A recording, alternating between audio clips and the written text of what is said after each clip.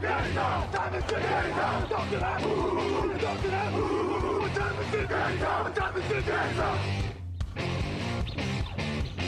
gun, Hulk left slot, Dixie left, Key left, Mercedes, wide chip, Ricky, Fever left, 75, Katie, Omaha, quick going.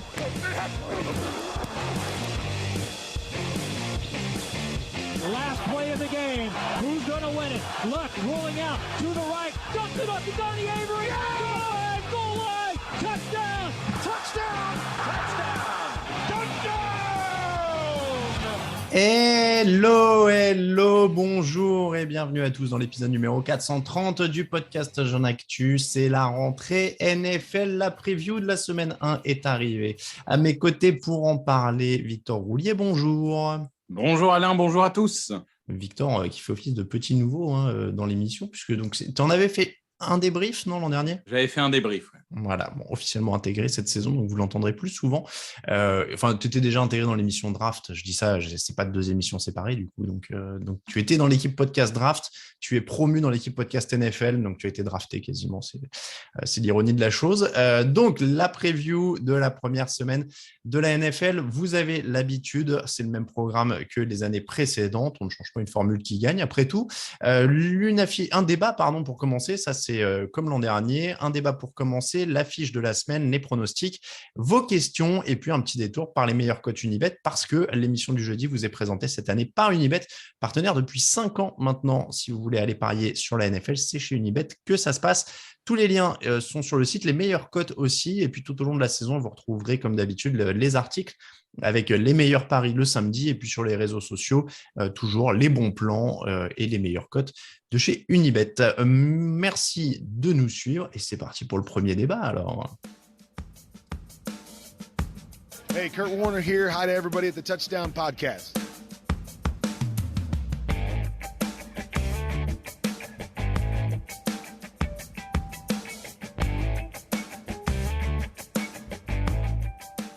Petite entrée en matière groovy avec Kurt Warner, le plus grand quarterback de tous les temps, évidemment, pour ceux qui ne le savaient pas encore. Kurt Warner qui nous emmène donc vers le premier débat, et un débat plutôt classique de rentrée. On a fait beaucoup de previews pendant l'intersaison. Vous pouvez toujours écouter, évidemment, les 32 pastilles et le Power Ranking.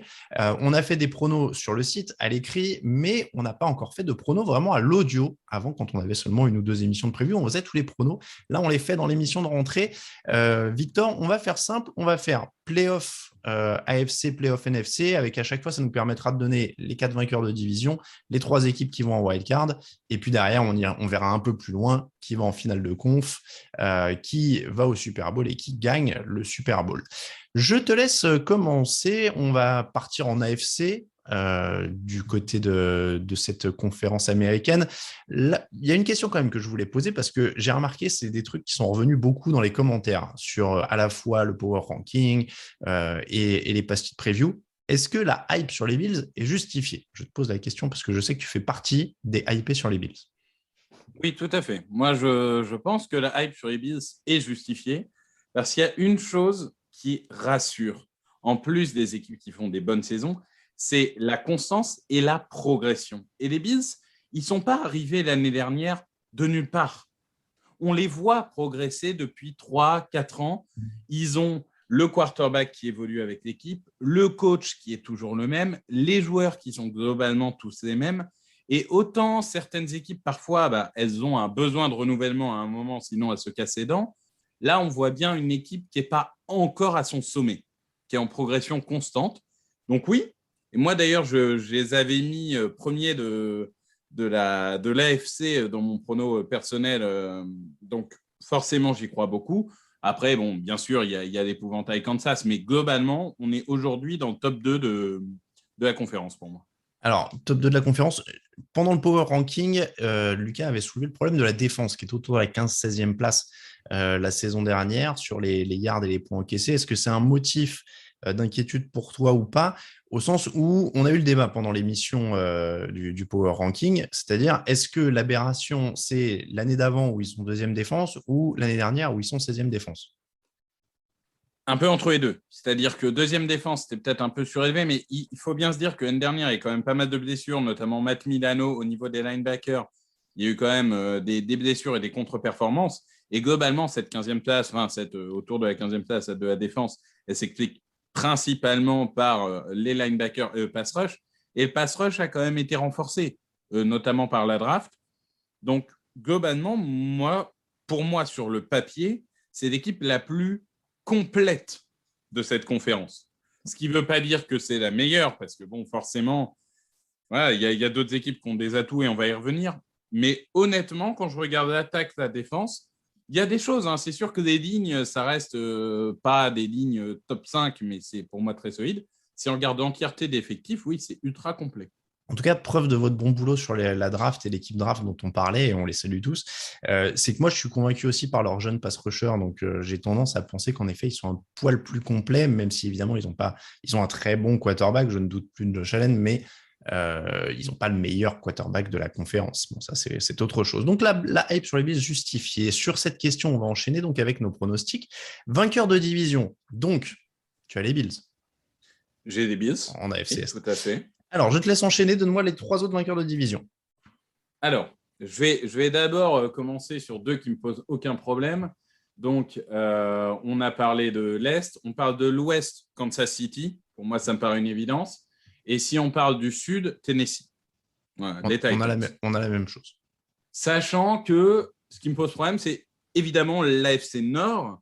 Et du coup, je me permets d'empiéter, si tu veux, entre le vainqueur de division et le premier wildcard. Parce que pour moi, ça se joue vraiment entre 2 équipes. Alors, certains diront 3, mais pour moi, c'est 2. Ça se joue entre Browns et Ravens. Et donc, je pense que l'équipe qui ne sera pas championne de l'AFC Nord sera en wildcard entre ces 2-là, quoi qu'il arrive. Donc, personnellement, c'est les Browns. Parce que l'attaque a été performante l'année dernière. Elle est exactement la même cette année. Et la défense a été renforcée. On verra comment se comporte Jeremiah Owusu-Koramoah et tous les autres renforts de la défense, et Jadeveon Clowney, évidemment. Mais encore une fois, c'est très difficile avant la dynamique de la saison de faire de pronostics, mais sur le papier, les Browns, pour moi, c'est meilleur que les Ravens, notamment parce que les Ravens ont quand même connu des grosses blessures au niveau des running backs et que c'est quand même la base de leur jeu. Et moi, je vais aller totalement au contre-pied puisque j'avais mis les Steelers vainqueurs de cette division. Oui, il y a cette ligne offensive qui pose problème, mais encore une fois, et on l'a dit pendant le classement Power Ranking, pour le coup, s'il y a une équipe à laquelle je peux faire confiance sur la gestion de ce genre de choses, avec un quarterback vétéran, avec un coach vétéran maintenant, c'est Pittsburgh. Il a géré toutes sortes de lignes offensives au cours de sa carrière, Ben Roethlisberger, avec l'arrivée de Najee Harris au sol, avec pas mal d'armes dans les airs. Je pense qu'ils peuvent s'en sortir et je pense qu'ils ont une très bonne défense. Est-ce que les Browns sont meilleurs? Je ne suis pas encore sûr. Ils ont le potentiel peut-être pour être aussi bons, mais ils ne sont pas encore aussi réguliers en tout cas. Baltimore a aussi une très bonne défense. Mais par contre, pour rejoindre ce que tu disais sur le lien entre cette division et le wildcard, moi je mets carrément en fait trois équipes de cette division en playoff. Moi aussi. C'est-à-dire que voilà, on est d'accord. Donc ce qui veut dire que moi j'avais Steelers en vainqueur de division, mais Browns et Ravens en wildcard. Mais de toute façon, j'ai mis volontairement les Steelers un peu en retrait, mais je ne dis pas qu'ils vont être 5 victoires derrière. Hein. Ouais. Il y a Ben Roethlisberger, il y a Mike Tomlin, il y a des cibles et il y a un excellent front seven. Donc moi aussi, je les avais en wildcard. Alors, si je résume, on a déjà une bonne partie de nos équipes de playoff AFC, puisque donc, on a tous les deux Bills, Titans, Chiefs en vainqueur de division, et on a tous les deux donc, un vainqueur de la NFC Nord différent, mais les 2 autres en wildcard. Oui. Donc, Browns, Ravens, Steelers en playoff et avec un vainqueur de division différent selon nous. Donc, il ne reste plus qu'une place. Il ne reste plus qu'un wildcard. Quel était ton dernier wildcard? Moi, j'ai hésité entre l'AFC Est et l'AFC Est, puisque pour moi, le dernier wildcard, c'était Dolphins ou Patriots. Et je vais partir sur les Dolphins. Je vais partir sur les Dolphins parce que la défense est quand même rodée et que je fais assez confiance à Flores pour tirer le meilleur de sa défense, et que l'attaque, même si je ne suis pas un convaincu de Tua, en tout cas après toutes les blessures qu'il a eues, il est sophomore, il a 7 fois eu une intersaison entière en tant que titulaire, il va avoir un playbook dessiné pour lui, il a eu le temps d'apprendre les schémas, et en plus, il a de nouvelles cibles, notamment Jalen Waddle, qui est son ancien meilleur ami d'université, il a une ligne qui s'est améliorée, donc disons que Mac Jones, j'y crois en soi, mais ça reste un rookie Et il y a encore beaucoup d'incertitudes, notamment au niveau des cibles chez les Patriots. Il faut voir comment les Hunter Henry, les Jonnu Smith et Nelson Aguilar, etc., s'acclimatent au truc. On m'a reproché de ne pas assez me mouiller pendant l'émission du Power Ranking et du coup, je vais le faire là en réponse à ce que tu viens de dire. Je pense que les Patriots seront au-dessus des Dolphins et je pense qu'aucune de ces deux équipes ne seront en playoff. D'accord. Et je vois les Chargers en dernier wildcard. Okay. Parce que tous les ans dans les pronostics, j'aime bien mettre un wildcard, un dernier qui change un peu et cette équipe a amorcé une belle remontée. Alors, il y a quand même pas mal d'inconnus, hein, j'en conviens, sur la régularité de la défense, notamment de l'ami Joey Bosa, sur la deuxième année de Justin Herbert avec un nouveau coach en plus.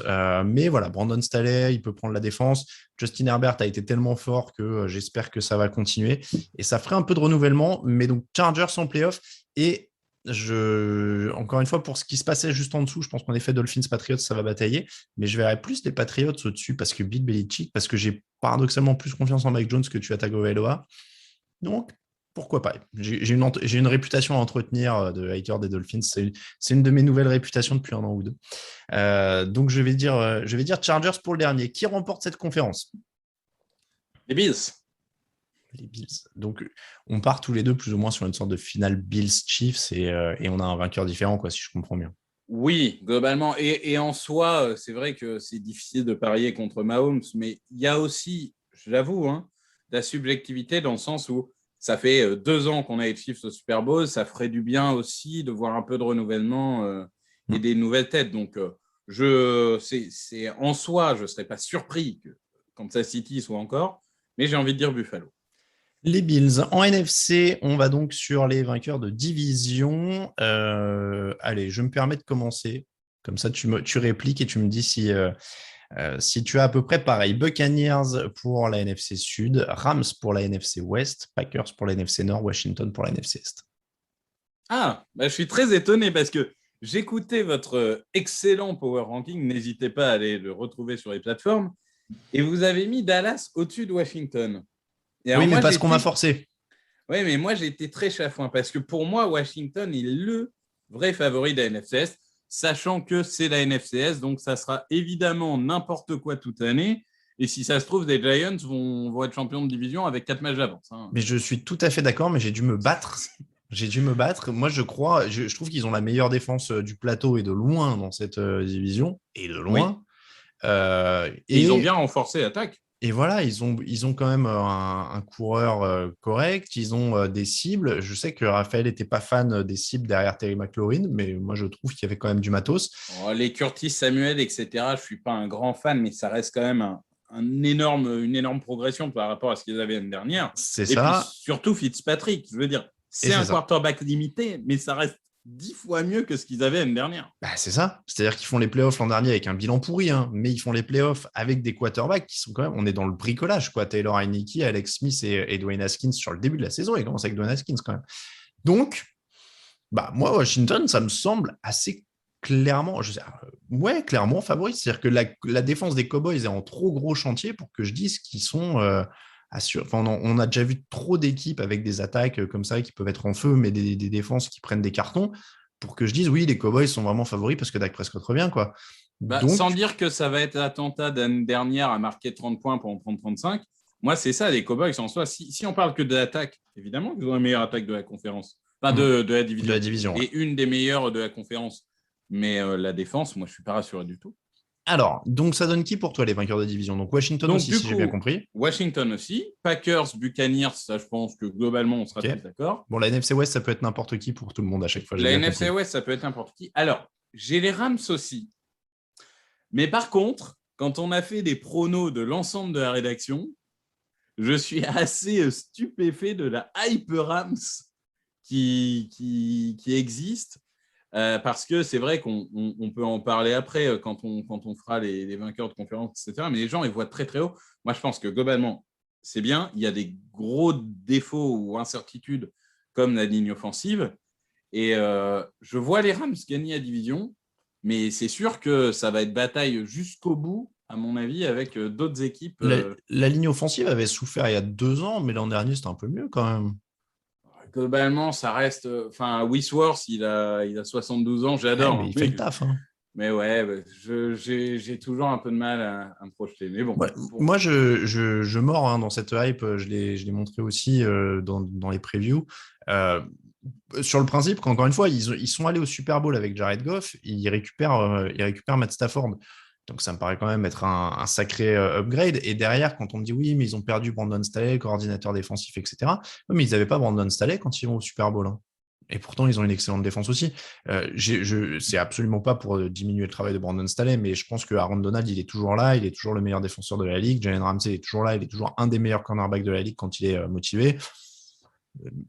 Ce sera peut-être un peu moins bon qu'avec Brandon Staley. Ils ont perdu des bons joueurs qu'il y avait autour, mais quand tu as ces bases-là, après les role-players sont importants, mais il y a des Donald et des Ramsey bonifient ce qu'il y a autour. Donc, je peux comprendre que ça morde. Après, la division est très difficile. Et est-ce qu'on se retrouve dans le cas d'une AFC Nord où ils peuvent envoyer un ou deux autres sur les wildcards, donc 3 équipes au total en playoff? Je te dis ça parce que moi, j'ai Seattle et les 49ers en playoff. En wildcard. Moi, j'ai Seattle. OK. J'ai pas les 49ers. Est-ce que tu as du coup les Cardinals? Non plus. Non plus. Donc, seulement, entre guillemets, seulement 2 équipes de la NFC West. Oui, maintenant qu'il y a 7 qualifiés en playoff, on en vient à dire seulement 2 équipes par division. C'est ça. Oui. Donc tu as qui alors? Tu as Seattle et les 2 autres, c'est qui?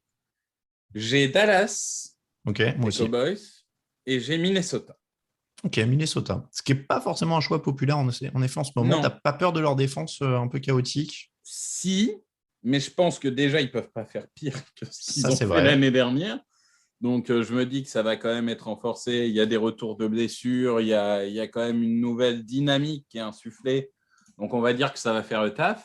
Et puis, en fait, moi, c'est-à-dire que si tu me demandes qui sont les 7 meilleures équipes de la conférence, j'ai les 49ers dedans. Pourquoi je ne les mets pas en playoff? C'est que les 49ers, ils vont affronter 2 fois les Rams, 2 fois les Seahawks, 2 fois les Cardinals. Quand les Vikings vont affronter 2 fois les Bears, 2 fois les Lions. Quand les Cowboys vont affronter 2 fois les Eagles, 2 fois les Giants. Donc, de base, je me dis, si entre guillemets, on prend la valeur brute des équipes, mais qu'on essaye de, on va dire, ajuster avec le calendrier et des divisions, du coup, moi, j'ai les Cowboys et les Vikings qui passent dessus. Très bien. Donc, moi, j'ai quand même les 49ers avec Seattle et les Cowboys.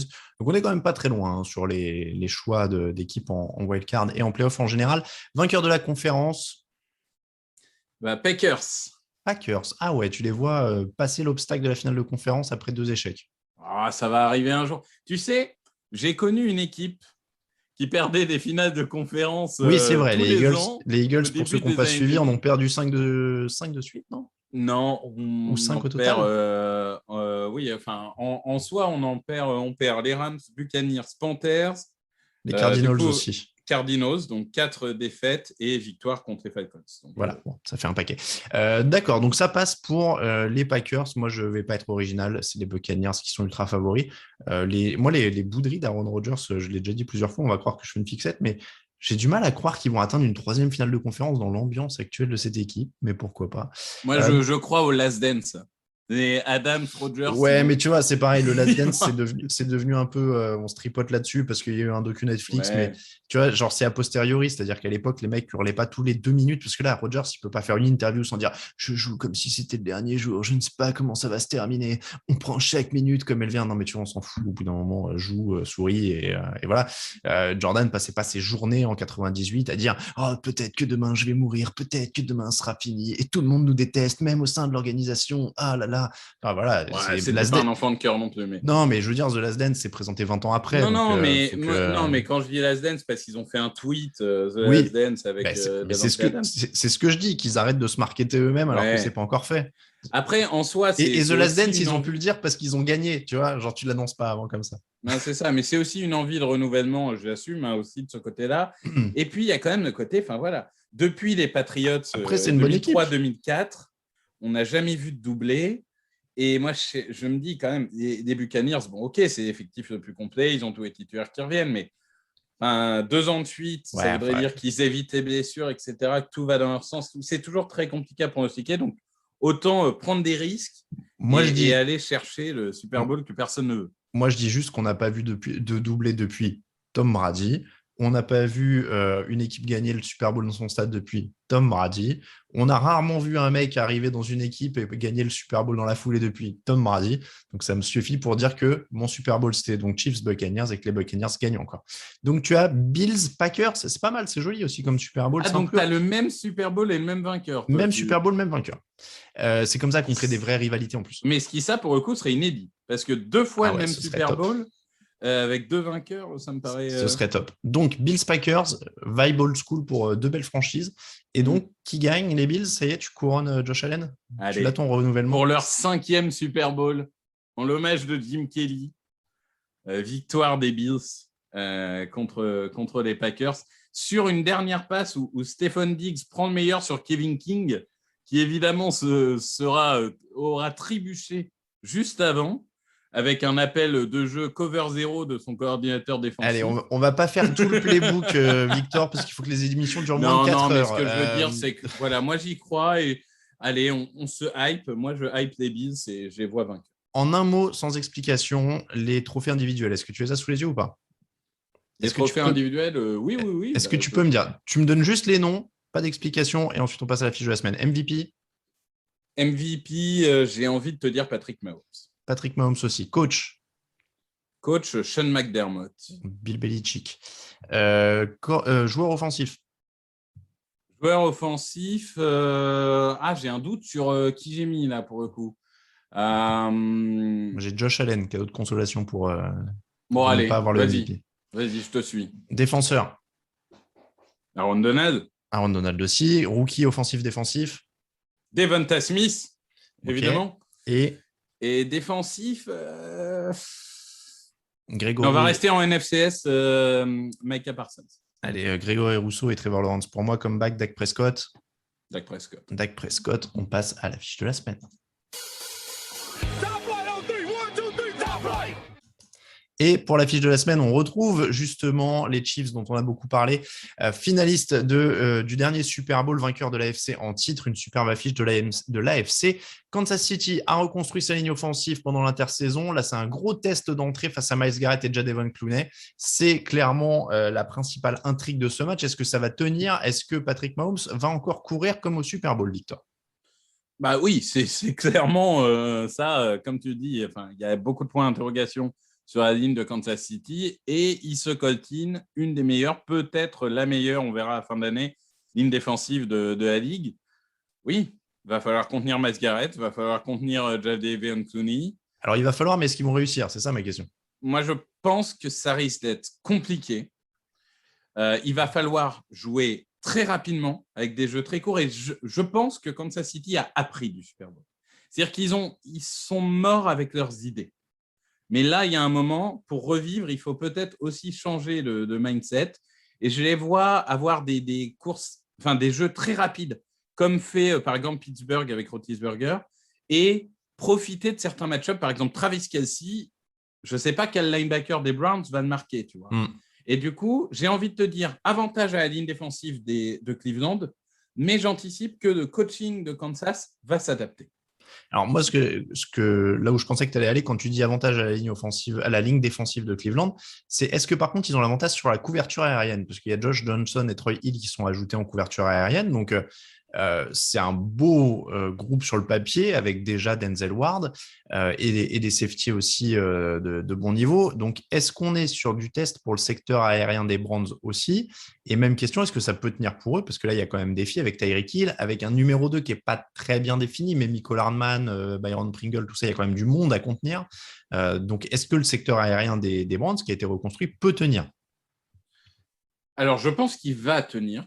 Alors, tu n'es jamais à l'abri d'un Tyreek Hill qui te met 65 yards dans les dents. Je pense qu'il va tenir, mais encore une fois, moi, c'est vraiment la couverture aérienne, mais des linebackers qui me fait peur. Parce que s'il y a Travis Kelce qui s'amuse, ça peut faire très mal.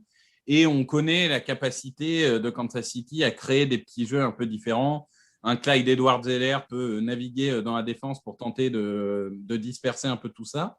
Donc, je pense que Kansas City va jouer un peu contre nature. En tout cas, j'anticipe qu'il joue un peu contre nature et peut-être moins spectaculaire que ce qu'on a vu d'habitude, mais plus sur l'efficacité et des petits, moyens gains, parce que je pense que c'est comme ça qu'ils feront la différence. Parce qu'en effet, tu l'as dit, si on parle de couverture aérienne profonde, les Browns sont quand même largement progressés cette année. Alors, pour faire clair, parce que tu me dis, les Browns vont réussir à mettre de la pression, mais Kansas City va réussir à jouer court. Donc, c'est l'avantage à qui sur ce match-up? L'attaque des Chiefs ou la défense des Browns?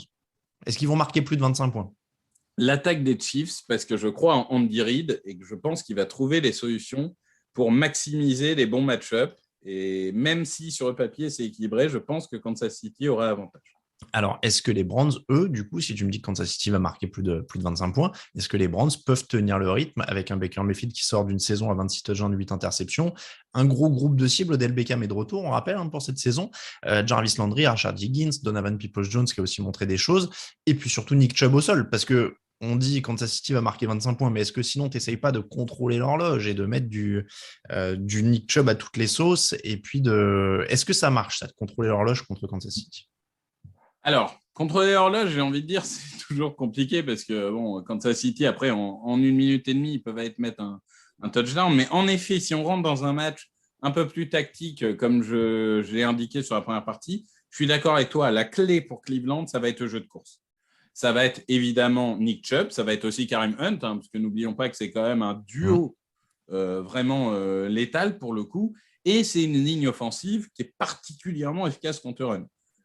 Pour le run. Elle est efficace dans les deux secteurs, mais quand il s'agit de la course, particulièrement.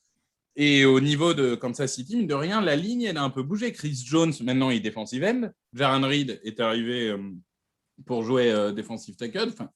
Donc, il y a quand même des changements. Donc, sur une première semaine, peut-être que s'il y a un peu de désorganisation sur la ligne de Kansas City et que ça coulisse pas bien, Cleveland peut en profiter. Donc, ça va vraiment être, en effet, un match-up très important. Par contre, c'est un vrai truc à surveiller quand même. Chris Jones, defensive end, ça peut par contre être explosif et très dangereux pour Cleveland parce qu'il a montré qu'il était plutôt à l'aise en pré-saison dans ce rôle-là. Donc, oui. Vraiment un truc à voir. Mais après, si ça s'emballe, est-ce que tu penses qu'ils peuvent suivre? Oui. Est-ce que tu vois, on peut avoir un Mayfield qui balance dans tous les sens, je sais pas, 3-4 touchdowns? Oui, il y a un an, je t'aurais dit non, mais aujourd'hui, je te dis oui, avec ce qu'on a vu la saison dernière. Il est en progression, il a retrouvé le mojo de sa saison rookie. Ça, c'est pas aujourd'hui le point fort de son attaque, mais c'est un super game manager. Et cette année, de toute façon, si Cleveland veut aller loin, il va falloir qu'il passe ce palier où, en effet, il porte son équipe, mais j'y crois, oui. D'accord. Bon, donc ça va donner un plutôt beau match. Si je comprends bien, scénario pronostic, tu vois ça tourner comment? Mais moi, je pense qu'il va y avoir des points. Il va y avoir des points, j'y crois.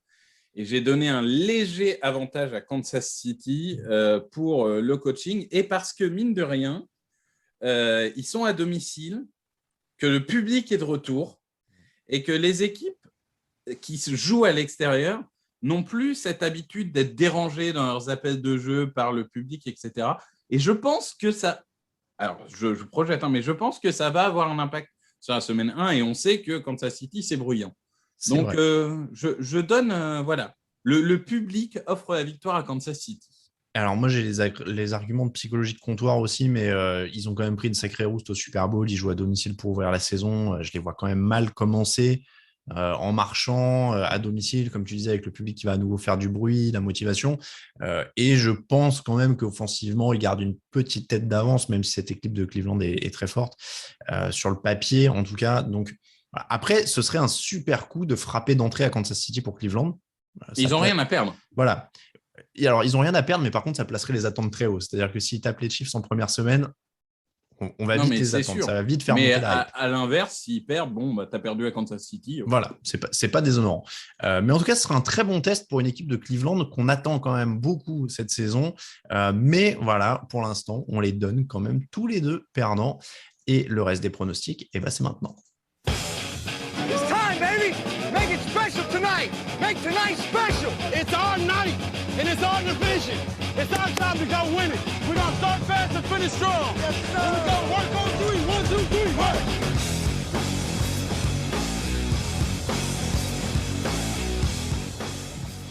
Le retour des pronostics de la saison, c'est parti avec la semaine 1, 16 matchs au programme, puisque évidemment les 32 équipes sont sur le terrain. Vous nous écoutez peut-être un vendredi, donc vous connaissez peut-être le résultat de ce match, mais comme d'habitude quand même dans l'émission du jeudi, on vous parle du Thursday Night Football, et là évidemment c'est le tout premier match de la saison. Les Buccaneers reçoivent les Cowboys 2h20 du matin dans la nuit de jeudi à vendredi. Super match d'ouverture. A priori, on l'a quand même dit quand on parlait des previews, les Buccaneers sont quand même bien plus complets, notamment en défense. Ça va être difficile pour Dallas de stopper Tom Brady et tout ce qu'il y a en face. Donc, pronostic Buccaneers, pour moi, me semble évident. Est-ce que tu joues la surprise pour ton premier pronostic officiel dans l'équipe des pronostiqueurs du podcast? Non, je joue les Buccaneers aussi, d'autant plus que le Covid s'est mêlé de ça, parce que moi, j'avais un peu mis en lumière la ligne offensive de Dallas. Et Lael Collins est blessé et Zach Martin, grande star de la ligne, Covid, donc il ne jouera pas la première semaine. Donc je pense que ça va être trop. Allez, on passe sur la série des matchs de 19h. Ce sera donc le dimanche 12 septembre. Et je vous rappelle évidemment qu'à 18h, il y aura le fauteuil. Donc, dimanche 12 septembre, on commence avec les Falcons qui reçoivent les Eagles. Et là, Victor, évidemment, alors tu aimes bien les Eagles, mais tu es introduit au jeu des pronostics du podcast TDA. À ces matchs tout pourris où on ne sait pas quelle équipe est la plus pourrie et surtout en début de saison, c'est très dur à pronostiquer. Je ne sais pas est-ce que tu vas adopter la technique Grégory Richard qui consiste à ne jamais pronostiquer sa propre équipe pour ne jamais lui porter la guigne? Est-ce que ça ne serait pas un bel hommage de prendre la technique Grégory Richard lors d'un Eagles Falcons? Ouais, contre les Falcons en plus. Donc oui, je pronostique les Falcons. Et en fait, pourquoi? C'est que je pense que la défense des Falcons est cataclysmique et va leur coûter une tonne de matchs. Mais on est en première semaine. L'attaque des Eagles, c'est un nouveau quarterback, c'est un nouveau système, un nouveau coach, des nouveaux receveurs, etc. Il va falloir du temps pour mettre tout ça en place. Donc, je ne pense pas qu'ils vont casser la défense des Falcons. À l'inverse, Matt Ryan, moi, c'est quand même quelqu'un que j'admire énormément. Il a des cibles, il y a Kyle Pitts, il y a Calvin Ridley, etc. Je pense qu'ils vont faire le boulot. Et autant tu jouerais en fin de saison, bon, mais en début de saison, je pense que les Falcons ont plus de certitude. Et moi, j'étais parti sur Eagles à la base, mais je me demande pourquoi. Et donc, je vais partir sur Falcons. Parce que pour toutes les raisons que tu viens de citer, ce sera plus efficace. Et puis, oui, il y a Kyle Pitts, il y a plein de... Au moins, ils marqueront des points. Donc, Falcons pour moi aussi, allez. Bills, Steelers, 19h. C'est une belle affiche. Ça aurait pu être notre affiche de la semaine. Hein. Ça n'aurait pas été outrageux. Ligne des Steelers, donc on l'a dit, qui va être testée de suite parce que c'était la meilleure ligne l'an dernier avec seulement 14 sacs autorisés, mais qui a été complètement chamboulée pendant l'intersaison. Et du coup, toi qui aimes bien les Bills, on en a parlé longuement, c'est l'occasion aussi pour leur jeune pass rusher dont on a parlé de se mettre un peu en avant, Greg Rousseau et Jay Penessa, et celui que j'oublie, mais il doit y en avoir un troisième. Si je ne dis pas de bêtises, non, il n'y a pas un troisième jeune là-dedans? Un troisième jeune dans les defensive ends? Ouais, non, il n'y avait pas un troisième pass rusher que j'oublie chez les Bills. Bon, c'est pas grave. Il y a Jerry Hughes, mais ce n'est pas exactement un jeune. Ah, il y a Basham. Voilà. Carlos Basham Jr. Voilà, c'était ça. Je me disais bien qu'il y avait un deuxième rookie là-dedans qui traînait. Bon, les Bills, du coup, pour moi, au niveau du prono, et je pense que vu les louanges que tu as chantées sur Buffalo, tu les vois commencer par une victoire si tu les vois aller au Super Bowl. Oui, ça ne sera pas facile parce que vaincre les Steelers de Mike Tomlin, c'est jamais facile. Mais là encore, oui, je pense que continuité, c'est une équipe qui a des certitudes, des joueurs qui savent jouer ensemble. Donc, pas de raison de ne pas les pronostiquer. En plus, c'est à Buffalo. Donc. Allez, let's go Buffalo pour celui-là. Panthers, Jets, toujours à 19h. L'histoire, évidemment, de ce match, c'est le retour de Sam Darnold contre les Jets pour son premier match avec les Panthers. Je ne sais pas si ça va se résumer à ça quand même, mais on a deux nouveaux quarterbacks dans leur équipe. On a Zach Wilson, le rookie, et Sam Darnold pour les Panthers. Après, les deux ne sont pas super entourés. Alors, si, non, je dis une bêtise, parce qu'il y a quand même Christian McCaffrey, DJ Moore, Robbie Anderson. Est-ce que du coup, ça leur donne un avantage décisif? Ce sera presque point fort contre point fort, parce que du coup, la défense des Jets est leur point fort aussi. Ce serait tellement Jets de perdre contre Sam Darnold en première semaine. Déjà, rien que ça, tu vois, historiquement, ce serait tellement Jets. Non, je pense que quand même, la blessure de Carl Lawson a fait mal à cette défense des Jets, qui est en effet prometteuse. Mais là, du coup, tu perds déjà... un de tes tout meilleurs éléments avant le début de la saison. Il y a une attaque, je ne suis pas confiant du tout. À l'inverse, ces Panthers, faut se rappeler que la draft, non pas celle-là, mais celle d'avant, ils avaient tout investi en défense. Donc, tous les rookies deviennent des sophomores, donc ont engrangé. Donc, j'attends de Derrick Brown, etc., des grosses performances, plus en plus Jesse Horn qui est arrivé en cornerback. Je pense que les Panthers ont trop d'armes pour perdre contre les Jets. Pareillement, je pense qu'en effet, ils sont quand même beaucoup plus complets. Après, on verra le niveau des quarterbacks. Ce sera quand même une grosse intrigue, mais Panthers pour tout le monde. Bengals, Vikings, celui-là, écoute, on va regarder si la ligne des Vikings défensive, on parlait de la reconstruction de leur défense, s'ils ne mettent pas de pression là, c'est inquiétant pour commencer. Oui. Parce qu'on ne peut pas dire que Cincinnati est grandement investi sur la protection de Joe Burrow. Donc, a priori, si les Vikings ne mettent pas de pression là, ils n'en mettront jamais, non? C'est clair. Non, mais c'est clair. Joe Burrow, le pauvre, franchement, même s'ils font 0-17, j'en sais rien, mais j'espère de tout cœur qu'il ne va pas se reblesser parce qu'avec une ligne comme ça serait terrible pour le jeune homme. Voilà, Ja'Marr Chase a fait une pré-saison catastrophique. Il n'y a pas d'autre mot. Ils sont en manque de repères. La défense est chamboulée. De l'autre côté, il y a quand même Dalvin Cook. Je pense, par définition, c'est quand même une grosse arme. Kirk Cousins, il fera le boulot. Il y a Justin Jefferson, Thielen. Donc, en attaque, il y a de quoi faire. Et tu l'as dit, la défense, c'est l'occasion en or de montrer que la saison dernière est derrière eux et qu'ils vont pouvoir faire la différence. Donc, non, pas de raison de ne pas mettre les Vikings. Et puis, mine de rien, il y a des bons éléments avec Daniel Hunter, Everson Griffin qui revient, Anthony Barr. Enfin, bon, il y a quand même. Harrison Smith, voilà, il y a du monde. Quand même du matos, ils peuvent se reprendre. Donc, Vikings pour tout le monde. Lions, 49ers, toujours à 19h. Là, c'est pareil, on est sur plutôt de l'échauffement pour Cador face à équipe en galère. Ou alors, est-ce qu'on est sur du scénario de folie, les Lions, que tout le monde enterrait, finalement, pendant l'intersaison, on aurait trouvé un truc avec ce coach un peu gueulard sympa, Kedan Campbell, et puis il tape une surprise comme ça dès le début de l'année en surprenant des Niners qui essayent de faire rentrer Trey Lance au milieu des actions, mais que ça ne marche pas. D'ailleurs, je dis ça, mais Trey Lance, c'est incertain, il est touché au pouce. Donc, ça ressemble à un rouleau compresseur quand même, San Francisco, là, non? À moins qu'il remplace tous ses défenseurs par des vrais lions. Apparemment, c'est une idée qu'il avait à un moment. Oh, c'est cool. Là, je vois pas. Non, je pense que ils auront même pas besoin de lancer la balle. Il y a juste à faire courir les joueurs, ça suffira. Non, je vois aucun monde où les Lions peuvent les embêter en défense comme en attaque. Donc, pour moi, ça va être une promenade de santé. Il faut faire attention à ce genre de phrase. Quand on dit pour moi, ça va être une promenade de santé, fais attention, tu pourras en réentendre parler. Je prends des risques, c'est pas grave, j'assume. Donc, San Francisco, Texans, Jaguars, là encore, on est sur du très bas de tableau. Trevor Lawrence ne pouvait pas avoir plus simple pour commencer. Ça, c'est quand même la bonne nouvelle. T'es rookie, numéro 1 de la draft, t'es très attendu. T'arrives contre une des pires défenses et une des pires attaques de la ligue à la fois. Tyrod Taylor est donc le titulaire de Houston alors que Deshaun Watson est en bonne santé. Voilà.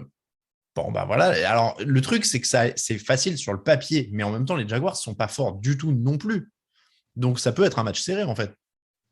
Oui, je pense qu'il va être plus serré que certains l'attendent parce que si les Texans sont incontestablement le pire effectif de la ligue, les Jaguars ne sont pas tellement au-dessus et on l'a vu dans votre power ranking d'ailleurs. Il doit y avoir quoi, 3 places d'écart? Oui, c'est proche. Donc, je pense que la hype Trevor Lawrence et mine de rien, il a quand même des gens en attaque qui peuvent être intéressants. Les Laviska Shenault, les DJ Shark, etc.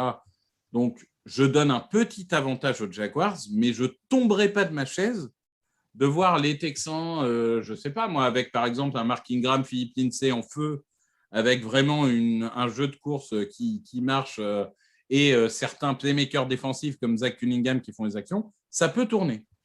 C'est un match ouvert.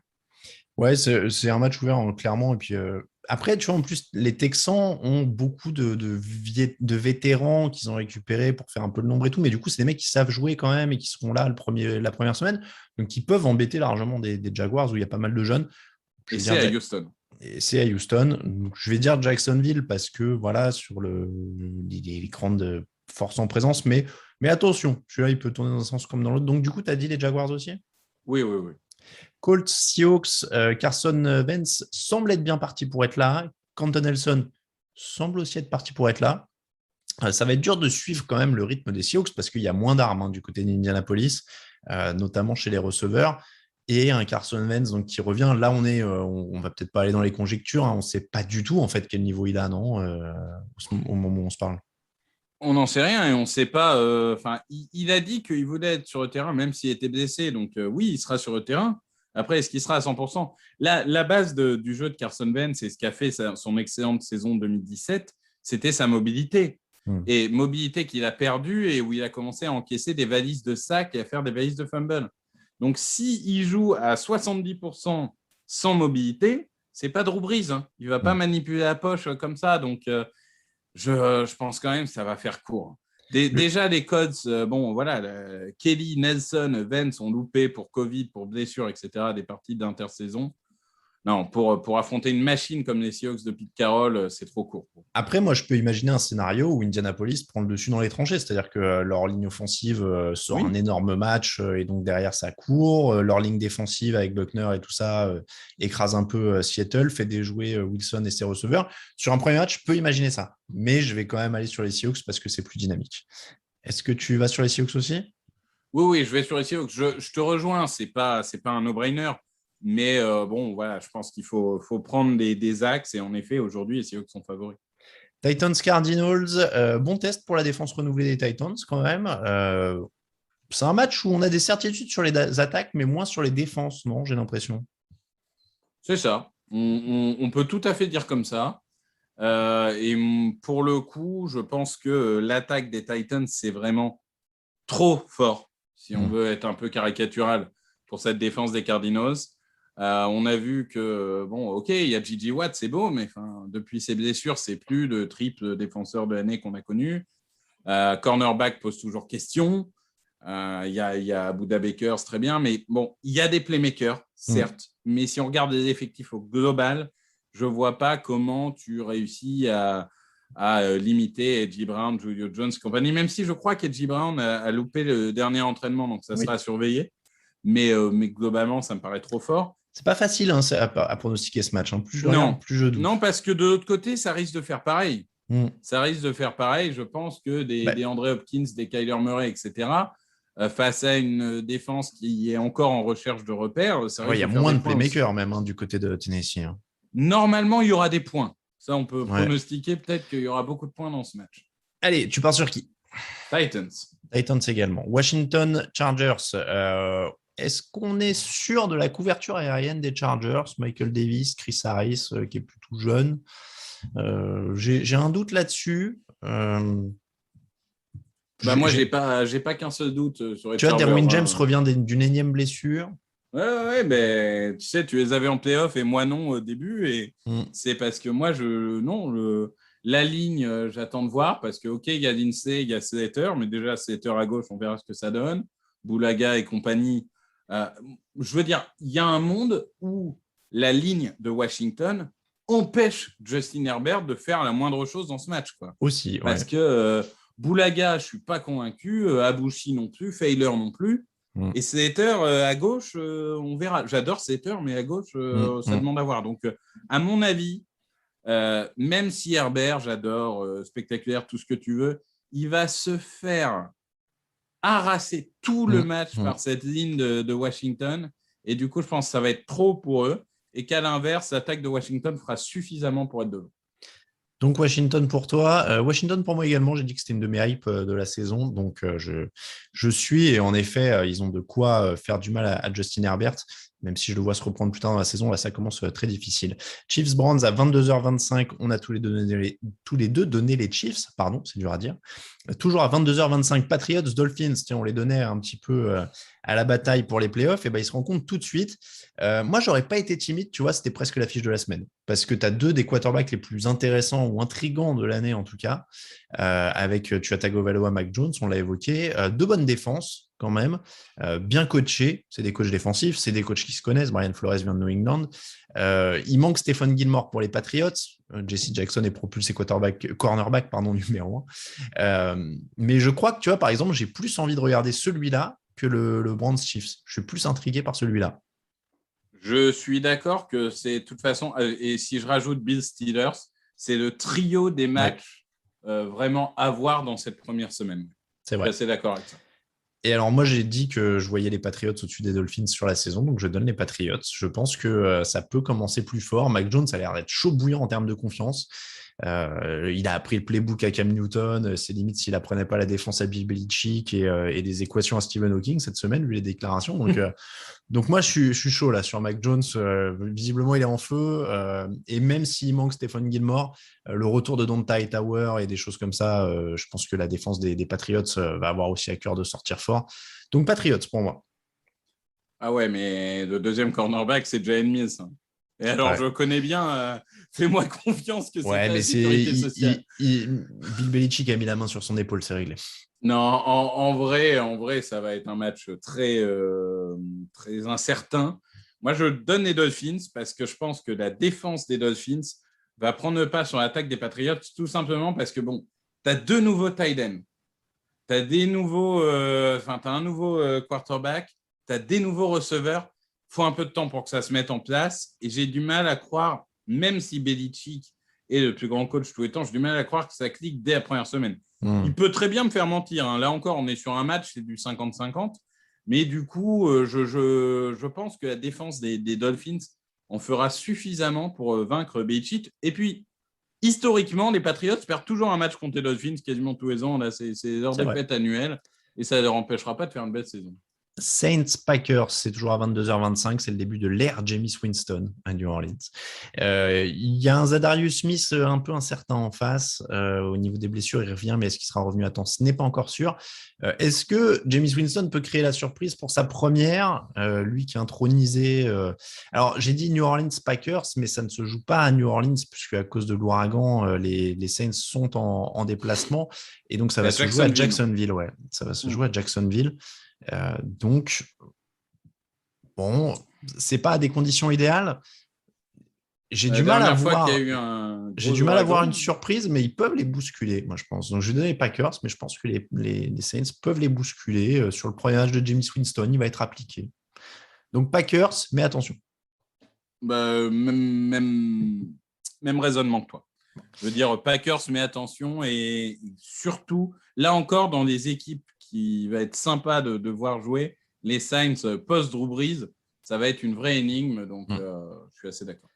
Giants, Broncos, on a 2 défenses à bon potentiel et on a 2 quarterbacks dans lesquels on ne croit plus beaucoup. J'ai l'impression, Daniel Jones d'un côté, Teddy Bridgewater de l'autre. Ça aurait été un Daniel Jones, Drew Lock, ça aurait été incroyable. J'arrive même pas à savoir quel est le meilleur quarterback sur le terrain là. Je sais pas, c'est Jones ou c'est Bridgewater? C'est Bridgewater, non? Je pense que c'est Bridgewater. Je crois que dans le Power Ranking, ils se suivent dans le Power Ranking quarterback que j'ai fait. Donc, c'est quoi qui fait la différence dans ce match? C'est la défense? C'est l'attaque des Broncos hors quarterback. Ouais. Parce qu'il y a quand même du monde. Il y a quand même les Jeudy, les Sutton, il y a une belle ligne, il y a du jeu de course. Même si ça va être un peu force contre force et faiblesse contre faiblesse, je trouve, parce que la défense des Broncos ne me rassure pas, l'attaque des Giants ne me rassure pas. Et de l'autre côté, la défense des Giants, j'aime bien, et l'attaque des Broncos, j'aime bien. Donc, ça va être force contre force, faiblesse contre faiblesse, mais je pense qu'à ce petit jeu-là, je vois les Broncos s'emporter, mais là encore, on est sur un pronostic très compliqué. Ah ouais, je te trouve un peu dur avec la défense des Broncos. C'est pas une des top défenses, mais c'est une défense qui a du potentiel et il y a Von Miller qui est de retour. Pour moi, ça va suffire largement contre Daniel Jones, donc c'est pour ça que je donne les Broncos aussi. Contre Daniel Jones, surtout contre sa ligne, parce que moi, on me dit Barkley est de retour, il y a Kenny Golladay, il y a Kadarius Toney. Super. Alors Barkley, il est en cristal déjà. L'éternel débat. Tu peux drafter un coureur haut s'il n'y a pas de ligne devant. Non, mais donc. Le coureur est en cristal et en plus, il n'y a pas de ligne. Donc, Broncos pour tous les deux, alors. Ouais. Le premier match du Sunday Night Football dans la nuit de dimanche à lundi, 2h20 du matin, les Rams contre les Bears. La Rams hype à l'épreuve de la défense des Bears, qui est plus forcément si terrifiante d'ailleurs, je trouve.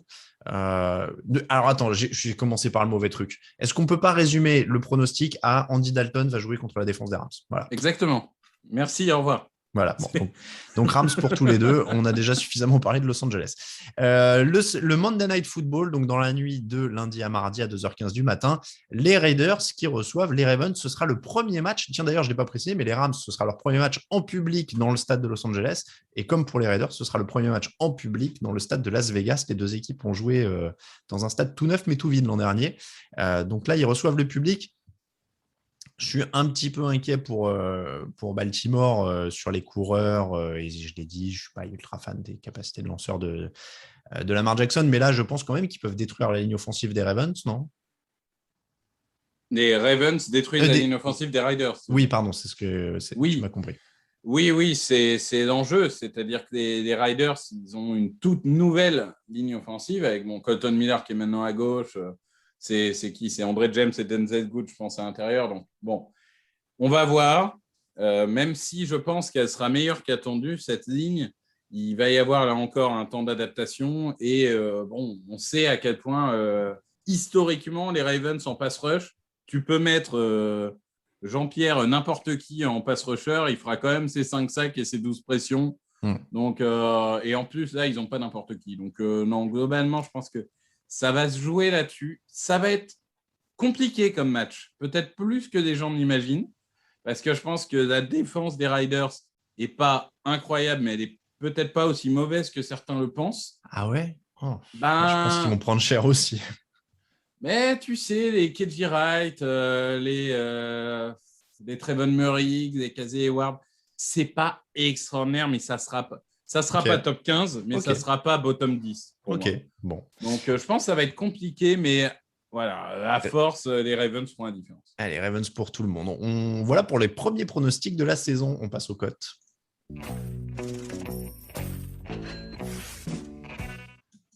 Les meilleures cotes chez Unibet, notre partenaire tous les jeudis cette saison, et qu'on remercie de nous soutenir. 3 cotes qui nous plaisent, une par intervenant, une cote bonus et puis un petit YOLO. Victor, est-ce que tu as une cote sous la main ou pas? Ou est-ce que je te laisse chercher le temps que j'annonce la mienne? Alors, j'ai un pronostic sous la main, mais je n'ai pas la cote correspondante. Alors, je te laisse. Alors, dis-moi, quelle équipe t'intéresse? Moi, c'est Washington. Ok. Washington est à 1,77 contre les Chargers, ce qui est pas mal du tout, en effet. Ouais. Pour un premier match, sachant que il y a beaucoup d'incertitudes sur le premier match, du coup, forcément, les cotes sont basses en général. Et je pense que la hype Herbert fait que ça monte un peu au niveau des médias américains sur les Chargers, mais je pense qu'ils risquent de se prendre une douche froide contre Washington. Et du coup, ça me paraît intéressant. Alors, moi, je vais te dire, donc je suis totalement d'accord avec toi, parce que 1,77 pour Washington, alors qu'il y a quand même une très, très forte défense contre Justin Herbert, ça me va. La mienne, ce sera les Vikings, qui sont à 2,14. Les Vikings, pardon. Alors, les Vikings, c'était la 3e, j'ai pris de l'avance. Les Vikings sont à 1,52 contre les Bengals. Mais du coup, pour une équipe qui est quand même relativement très favorite, je trouve qu'un 52, ça se met bien dans un petit combiné. Et donc, celle qui était la mienne, parce que les Vikings, c'était la cote bonus, c'est les Cardinals contre les Titans. Alors, on a dit que c'était un peu un match l'un ou l'autre. Mais les Cardinals sont à 2,14. Donc, sur un match qui peut basculer d'un côté comme de l'autre, écoute, ça ne me paraît pas totalement délirant. Donc, on se retrouve avec Cardinals à 2,14, Washington à 1,77, Vikings à 1,52. Et si vous voulez mettre ça dans un combiné, ça fait 5 € misés, 28,79 € de gain potentiel. Est-ce que tu veux bien tenter un petit YOLO? Parce que ça m'avait manqué les YOLO l'année dernière. Je vais te dire, je vais remettre. Regarde, je vais te montrer comment on fait un petit YOLO parce que tu es nouveau.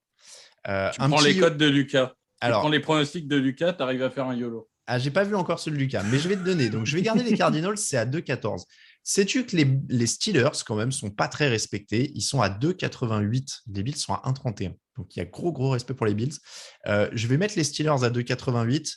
Je crois qu'il y a une belle cote. Alors, tu vois, c'est pas un YOLO de fou furieux. Je vais pas mettre les Lions, tu vois, par exemple. Je suis pas fou à ce point-là. Les Browns, ça peut se jouer à 2,68 contre les Chiefs. Mais les Dolphins, dis-toi que les Dolphins sont outsiders et plutôt assez largement, en fait. Chez Unibet, ils sont à 2,26 alors que les Pats sont à 1,50. Je trouvais ça un peu étonnant. Mais donc, ça met du coup les Dolphins dans mon YOLO. Les Giants sont à 2,16. Je ne sais pas, est-ce que c'est un peu audacieux? Les Eagles sont à combien? Les Eagles, c'est vrai. 2,20 pour les Eagles. Ça se tente. Allez, 1, 2, 3, 4, 5. On va être sur du YOLO où là, on sait que vous avez 99% de chances de perdre sur un YOLO comme ça. Donc, mettez juste un petit euro. Et ça fait, alors, Cardinals 2,14, Steelers 2,88, Dolphins 2,26, Giants 2,16 et Eagles 2,20. 1 euro misé, 69,45 € de gain potentiel. Voilà. Bon, là, c'est le truc, vous dites, je ne prends pas un café aujourd'hui et je mets ça, et voilà. Et on rappelle évidemment, jouer de manière raisonnable pour vous faire plaisir. On passe aux questions des auditeurs.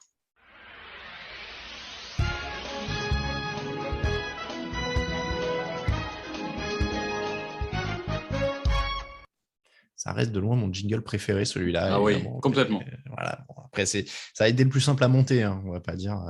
Je ne sais pas si… Non, la SACEM ne peut pas nous ennuyer pour celui-là. Je crois que c'est que France 3 qui peut nous appeler. Les questions des auditeurs. Uncle Drew, pour commencer, quelle franchise vous associez à… Donc, je te donne un terme et tu me dis direct ce qui te passe par la tête. La win.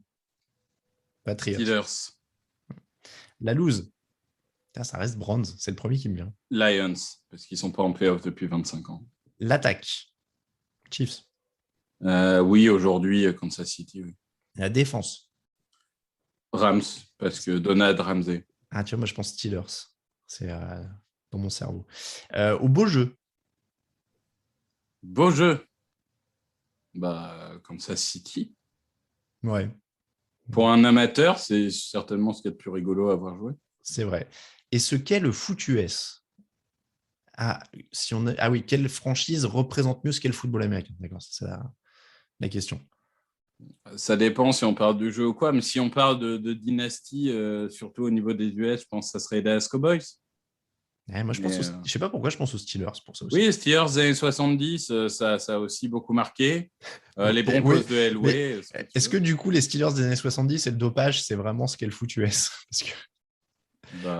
les commotions cérébrales, le dopage et les gros contacts, oui, c'est ça. On rappelle que la plupart de leurs joueurs sont quand même morts dans des conditions assez… Oui, enfin, la plupart des joueurs de l'époque sont morts dans des conditions. Si c'était que les Steelers, ça se saurait. C'est vrai. Il y a The Manant qui demande salut la Dream Team, quel quarterback arrivé dans la ligue après Brady va partir en retraite avant lui?